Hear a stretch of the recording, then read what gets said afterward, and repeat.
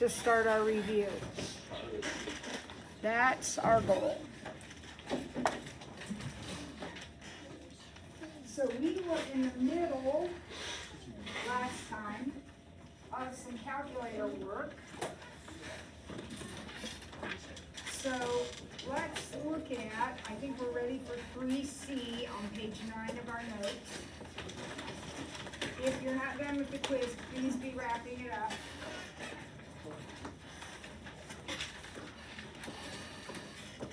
So we have 2 more of these calculator problems. It says solve with calculator.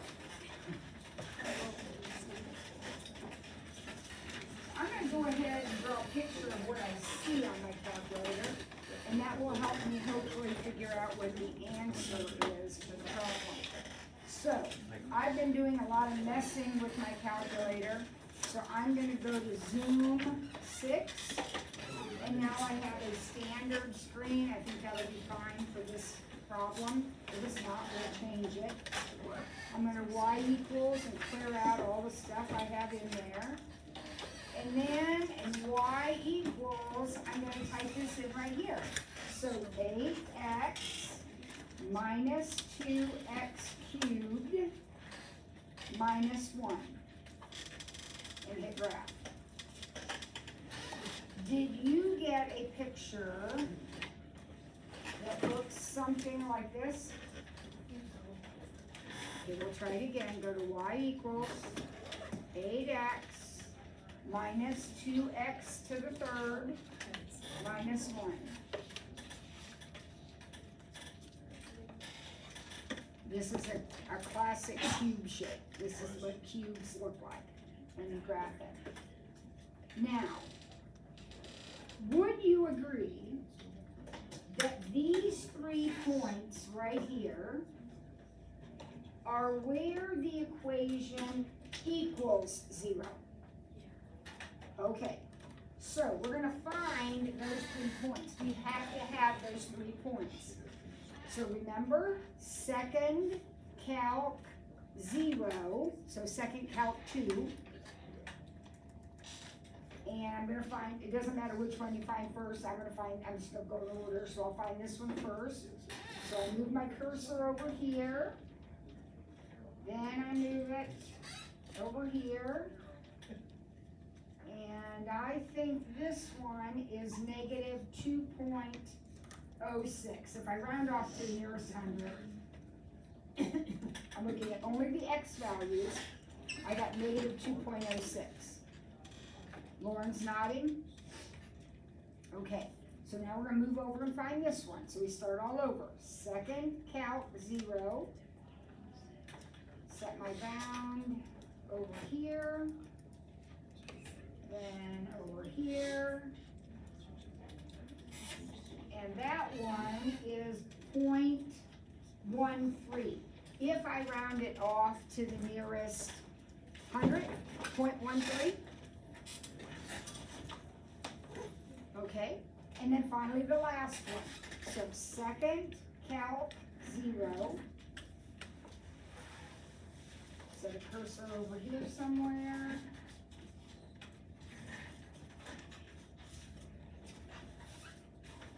And I was talking, so I messed it up.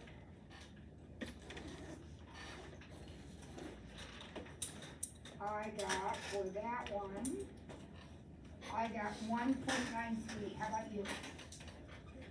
Now, if this were an equal sign, these would be the 3 numbers that the x equals blah, blah, blah, right?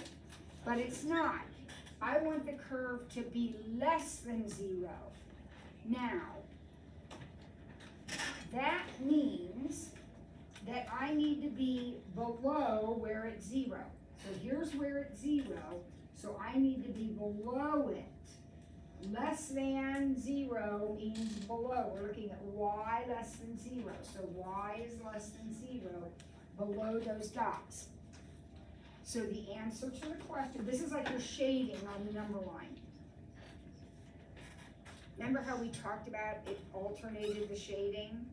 Well, this piece isn't, this is, this isn't, this is. So my answer is parentheses, negative 2.06, 1.3 parentheses. So everything in between those two numbers, or no, 0.13, sorry. Everything between those two numbers. Or, what's this one gonna look like? 1.93 to infinity, that is exactly right.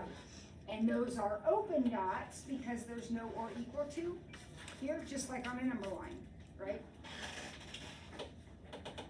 Okay?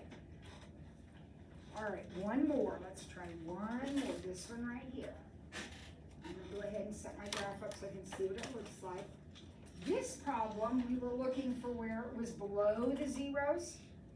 This one will be looking for where it is above them.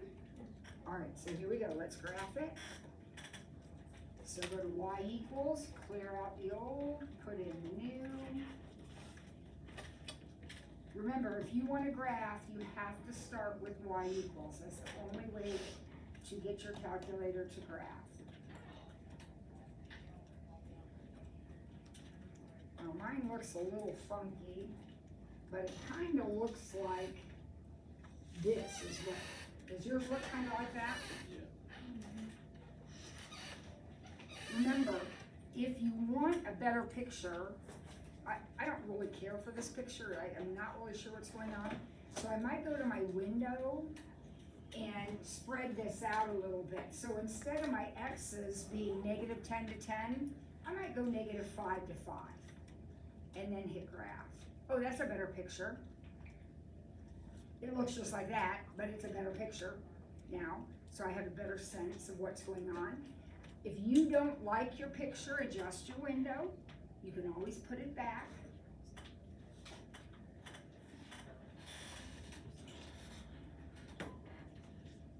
Okay, wait a second. This problem says, where is it greater than or equal to 0? Now, I want you to look at that parabola for a minute. Remember, greater than 0 means above the x-axis. When is this parabola above the x-axis? Always. Isn't it always? Now, because there's an or equal to, that dot would actually be closed in, right? So it's part of the graph. And so is all of this, because this is above it. So the whole dang thing is greater than or equal to 0. So how do I express that in an interval? The whole thing, Meg? It would be brackets, negative infinity to infinity brackets. It would be, except it's not brackets. Infinities, Meg, are always open. You only can bracket a number, okay? But yes, it's all, back in the old days when you were little, maybe you said all real numbers or something like that. Does it not touch the 0? Huh? Does it not touch the 0? It does touch it, 0. Yep, that's where the vertex of that parabola is. If you want to go ahead and find that point, you could. You could find this point, but do you need it? No, because it's everything. Perfect, perfect, perfect. Okay, get out your, remember I gave you a sheet of book problems so you didn't have to look them up. Get those out for me. Turn to page 64. And we're going to do 2 kinds of problems. We're only going to do 2 kinds, the main kinds of problems.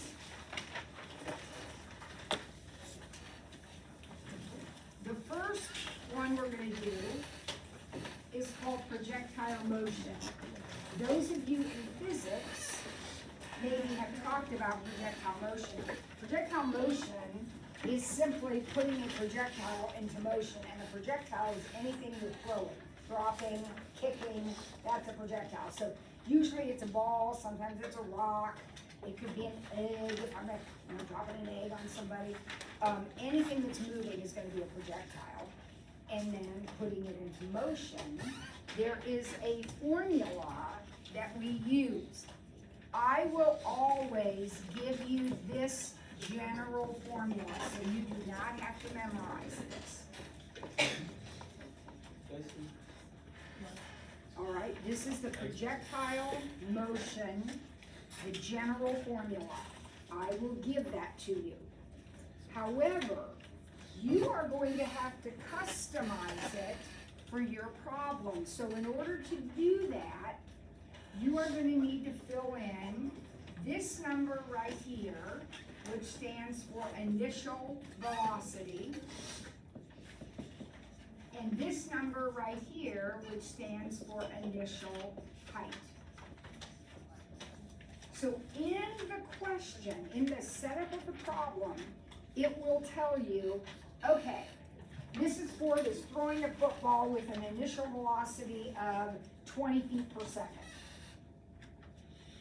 So that would be 20 in that spot. She is 5 feet tall, so the initial height would be 5 feet, right? So your problem is going to tell you that. So you have to fill these numbers in. Now, this guy right here always gives us trouble for some reason. This is read S of T. Now, you may have never done S of T, but have you done F of X before? Sure you have. And your teacher probably told you that if you don't like F of X, you can replace it with Y. That is your Y value right there. That's your function value. So it looks like 2 letters, but it's really just 1. So this stands for the height. So I'm just going to call it H. You can call it Y. You can be real smart and call it S of T. It doesn't matter. It's the height at time T. So the question will say something like, okay, Mrs. Ford's 5 feet tall. She throws a football with an initial velocity of 20 feet per second. How high will it be after 2 seconds? Well, that would be this. You'd be looking for this, the height at time T. The T's in the equation, and note there's 2 of them. There's one here and there's one here, stands for the time. How many seconds? In physics, you may have used this same formula in meters. We're going to do it in feet. But the meter equation has a different coefficient here, but it operates exactly the same way. All right, so here we go. We're ready to go. We understand what the problem says, what's going on. So number 33, a projectile is launched straight up from ground level with an initial velocity of 256 feet per second. So you need to customize this to fit your problem. So it's always negative 16t squared when we're in feet, which we are. What is my initial velocity in this problem? 256. Don't forget the t that's hooked to that. And then, here, this one's tricky, but not if you think about it. What is the initial height of the object? Where does the object start? On the ground. And if you're on the ground, how high are you? 0. Does everybody get that? It's not going to say the initial height 0. It's going to say the thing's on the ground. That means its height is 0. So the equation we're going to use to solve this problem is this. It bothers me to have a plus 0. If it doesn't bother you, that's fine. You can leave it. I don't know why it bothers me. It just does. Okay? So now, I'm ready to answer the question. This is going to be the formula for problem 33. Every piece of problem 33 is going to use that formula. Alrighty? So let's look at A.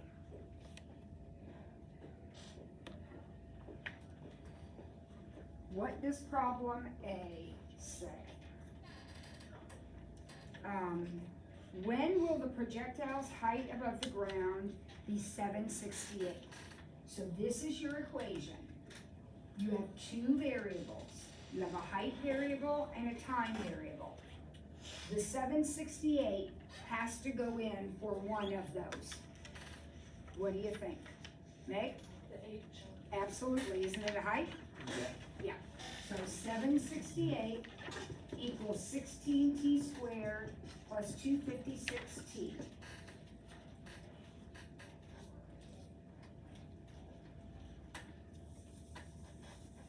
Now, this equation has been rigged.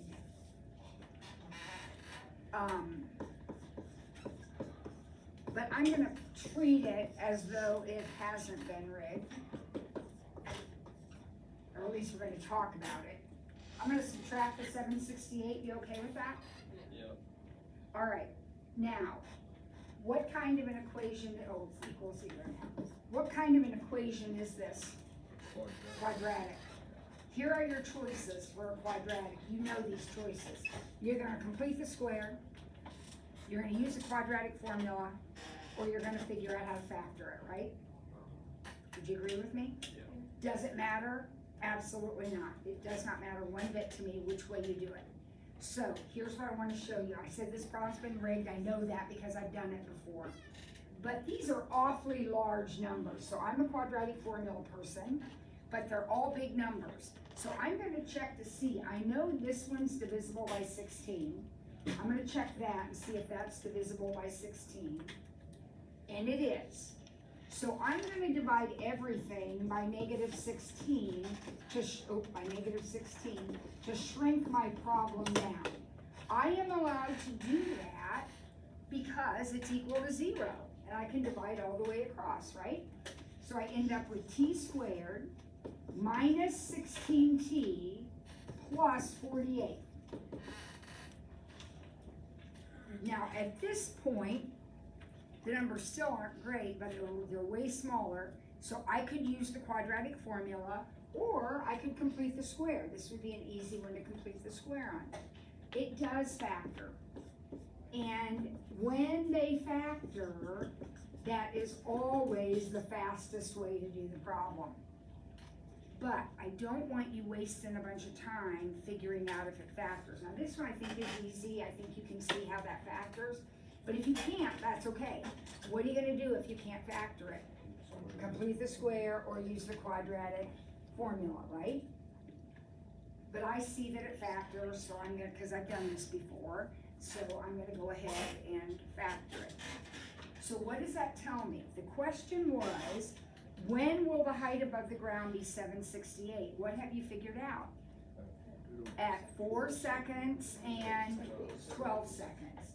So, here is the ball, thrown from ground level up into the air, and somewhere here, it's 768, and that happens at 4 seconds and at 12 seconds.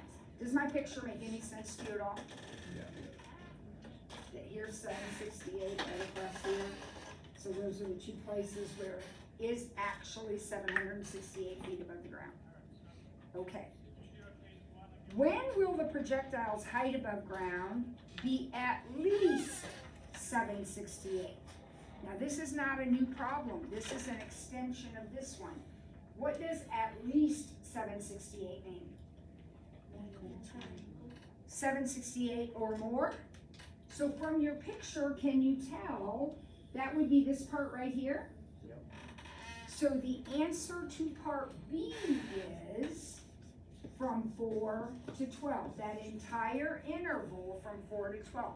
The answer to A was 4 seconds or 12 seconds. That was the answer to A, equals 4 equals 12. B is everything between and including 4 and 12. Does that make sense to you? Yep. And then C is, when will the projectile's height above ground be less than or equal? Now, less than or equal would be this right here, or this right here. Would you agree with that? Less than or equal? There's no more math to do. We just have to figure out how to express that as an answer.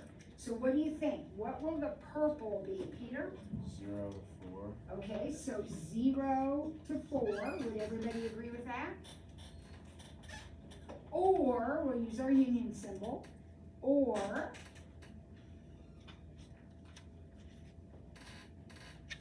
to 0. now be careful. We're looking at x values. So this x value is not 0. The y value is, it's back on the ground, and it would be 12 But don't we need to figure out our stopping point? 16. What? Would it be 16? Why would it be 16, Eli Bolton? Because between 0 and 4 is 4, and from 12 to 16 Exactly. You guys, this is a parabola. Do you remember axis of symmetry? Oh, just nod and make me feel good. Do you remember axis of symmetry? Parabolas are symmetric figures, right? And so whatever happens on one side is exactly what happens on the other side. So if it took me 4 seconds to get this high, it's gonna take me 4 seconds to get this low. Now, I can solve the equation to figure that out, but since I know it's a parabola, it's just as easy to just work it out. So there is where it's 768 or less. Alrighty. Well, we're gonna do another one. We're gonna do number 34. And it's exactly the same, different numbers. But let's see if we can, oops, shoot. Let's see if we can go through the steps one more time. They are almost exactly the same. So a projectile is launched straight up from ground level with an initial velocity of 272. So h equals negative 16t squared plus 272t plus 0 again, we're on ground level. If we were doing this from the top of a building, 30 feet tall, then there would be a plus 30 on the end. It's from the ground. All right, so this is the equation that I'm going to use now to do part A, B, and C of this problem. So when will the projectile's height above ground be 960? Where does the 960 go? H, height above the ground, 960. So I'm gonna put my 960 here. And again, I'm going to check something. I'm going to get it set equal to 0. And I'm going to see if I can do any reducing. Because I don't have to try to factor this, but those are huge numbers. I got a calculator, I'd just rather not use those great big numbers. So is 272 divisible by 16? Yep. And is 960 divisible by 16? Oh, we are so lucky. So I'm going to divide everything by negative 16. And dividing everything by negative 16, divide by negative 16. You're allowed to do that in an equation, guys. Once you put a 0 here, you're allowed to do that. I can't divide this one by negative 16 because I have h over 16. But once I put a 0 there, I can do it. Do I have any good factors in here? Anybody see how that one factors? 3 and 20. 3 and 20 would work here, but be careful, they have to both be negative or both be positive, so that would be a 23 there in the middle. How about 12 and 5?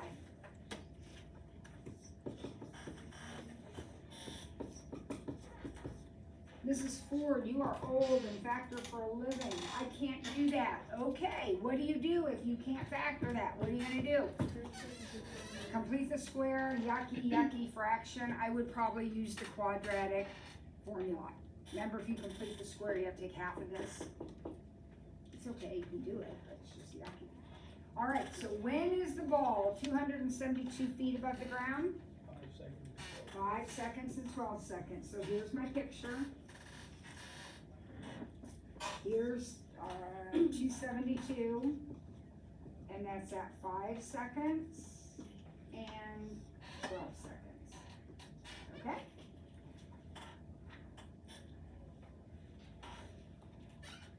Words matter, so read the question carefully. When will the height above the ground be more than 960? Regular frequencies and 5. Exactly. This time Jake used parentheses and not brackets. Is everybody okay with that? The height has to be more than. So in that case, these would be open dots, right? More than, right here. And then finally, when will the projectile's height above ground be less than or equal to 960? Less than or equal to. So that would be, this is the or equal to, and then the less than would be those two pieces right there. So we're back to brackets. 0 to 5. Or 12 to something. Anybody want to take a stab at the something? Lauren? 17.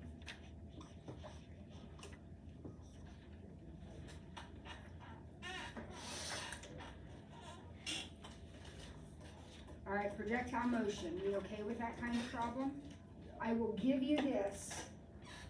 You will read your problem and build your equation and then answer whatever questions come from it. Eli? Is it supposed to say 272 on the graph on the side? Oh no, it's supposed to say 960. I'm sorry. Thank you, Eli. I got my numbers confused. The height is 960. Thank you. It can say 272 somewhere, but it wouldn't be at 5 and 12 because it's 960. There, yep. Thank you very much. All right, one more kind of problem, and we're ready to start reviewing. Look at number 46.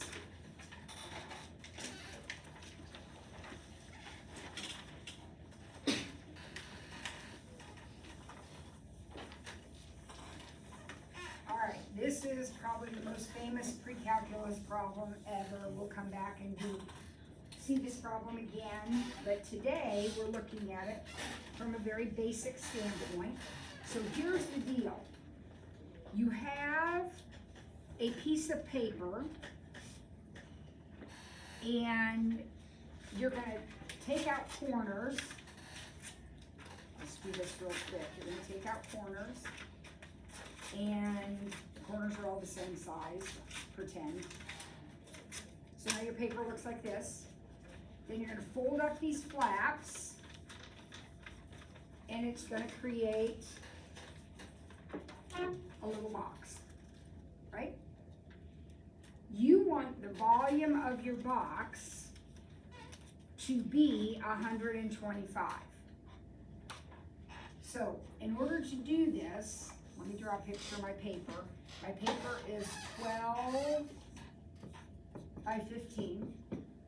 I've cut these corners out, I've folded up the flaps, and the volume has to be 125 cubic centimeters, or cubic inches.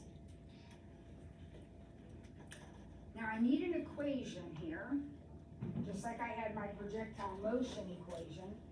I need an equation for the volume of a box. Anybody know what the equation is for the volume of a box? Exactly. Length times width times height.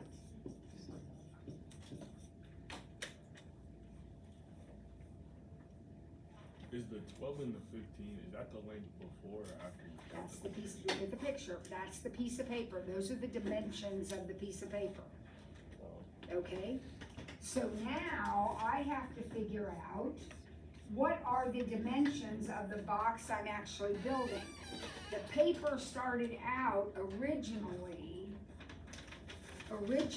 from top to bottom it was 12 and from side to side it was 15. Now I need to figure out what my dimensions are now. I've cut these two out. I don't know how big they are, but they're squares. I cut them out. So what would be the actual length of my box now?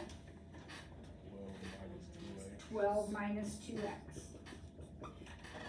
Because it was 12, but I took an x off each end. What is the width of my box? it was 15, but I took an X off each end. So it is also, well, it is 15 minus 2X. And then I folded up the flaps. How tall is my box? X. Yep, this is the height of the box. X is the height of the box. That's how much you fold it up. So there is your equation for this problem. Now, this is the volume of the box. We want the volume to be 25 or 125. So I'm just going to set this equal to 125.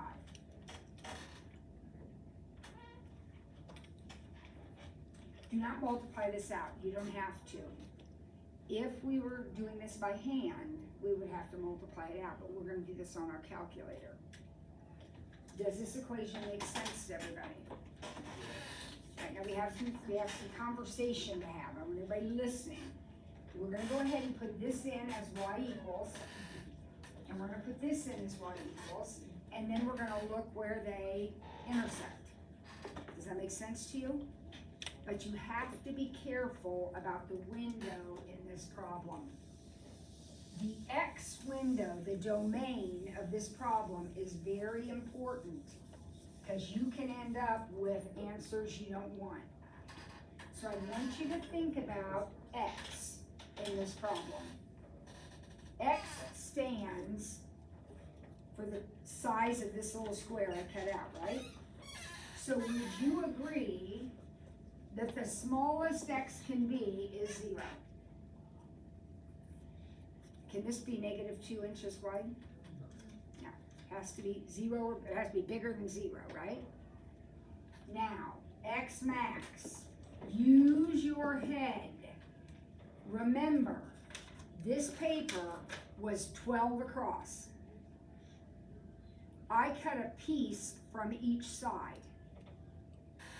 What is the biggest I could cut from each side if it's 12 across? I heard somebody say it. 6. Think about it. If your paper's only 12 across, can I rip 8 from this side and 8 from this side? No. In fact, I can't even really rip 6 because that would leave me with nothing, but I can rip anything up to 6. Remember, it's only 12 and you're taking it off both sides. So my X max is 6. Now, Y min.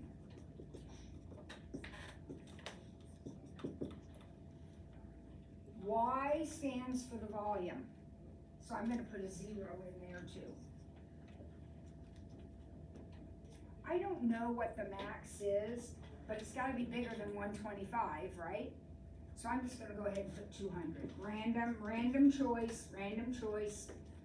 Could be anything you want it to be bigger than 125. All right, now let's adjust our window. Let's graph it and see what happens. So 0 to 6 and 0 to 200. Clear out the old equation. Now I'm putting in 2 equations. You can type this right in with the parentheses. So parentheses, 12 minus 2x, 15 minus 2x, and x. And then my second equation is going to be 125, and I'm going to hit graph. Are you guys doing this back here? Okay, you already got it done? Now, did you get a shape that looks something like this? It's not really a parabola. It's kind of parabola is shaped, but it's not symmetric, right? It's a cube. And then you got a line running across it like that. Is that what you got? So where is the volume exactly 125? Isn't that right here and right here? So we'll second calc intersect, which is not option 5. We'll set a bound over here, first curve over here somewhere, second curve over here somewhere, I got 0.94. And I'll repeat, so second calc 5. First curve, second curve.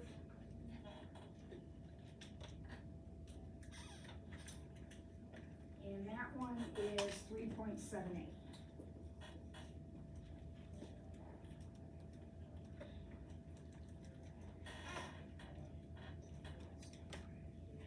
So what you got? Okay. So what's the first question?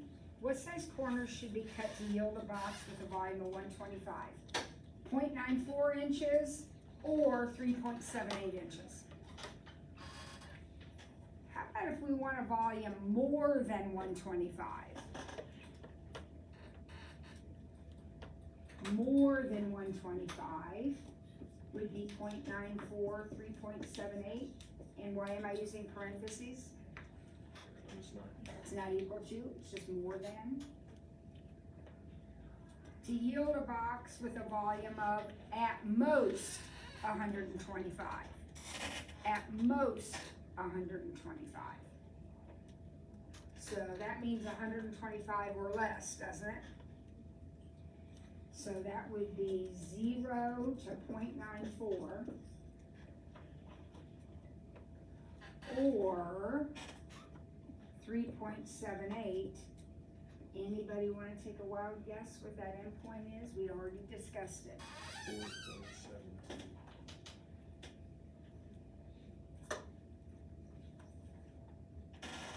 It's 6. Why is it 6? Because we said from the beginning, actually it can't even be 6, let me see it open. We said from the beginning that X couldn't be a number bigger than 6, right? Because if it's not possible to rip it from a piece of paper 12 inches across. So it goes to 6 and that's it, that's all the farther it goes. All right, one more. See if you can get this done in 5 minutes.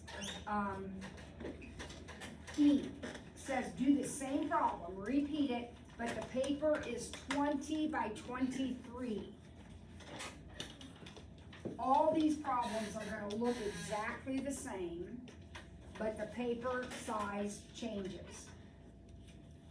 So 20 to 23. Now, what is that gonna change in our equation? These are gonna be 20 and 23. What is that gonna change in my domain? The max is now 10. Very good, Kara. The smallest dimension of the paper is 20, and half of 20 is 10. So that is the most that I could rip off of both sides. Now, everything else should be okay. The answers will be different. So go ahead and type that in. You should get a graph that looks very, very similar to this one, the original one we did.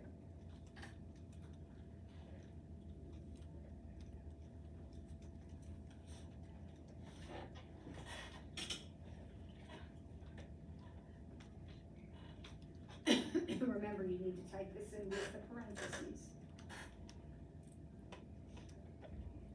I'm leaving that number 125.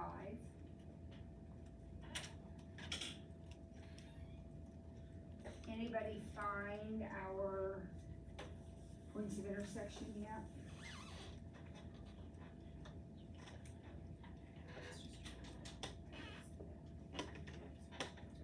Writing, I see you writing. What did you get?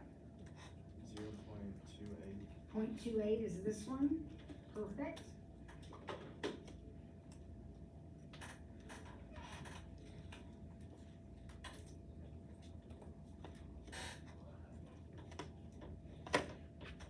Anybody get the second one now?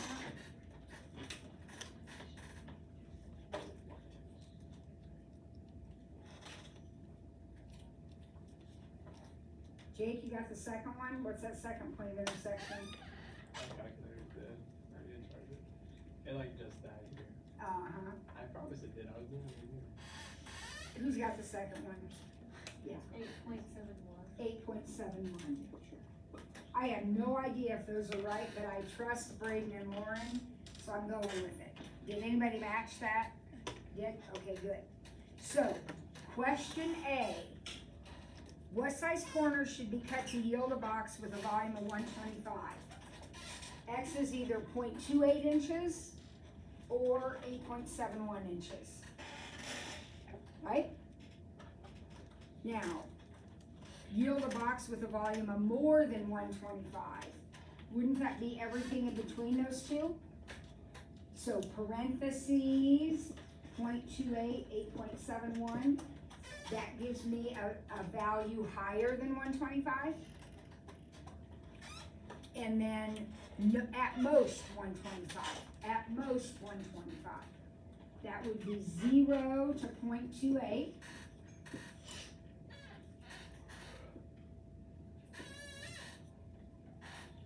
Or what?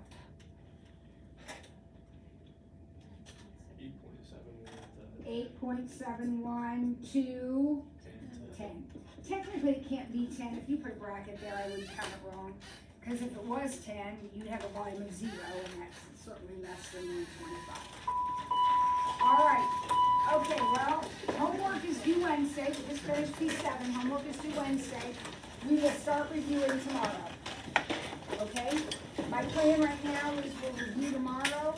We'll review for 2 days and then pick our test. If you have a ton of tests on Friday and you'd rather test before then, I'm okay with it. If you think 1 day of review is enough.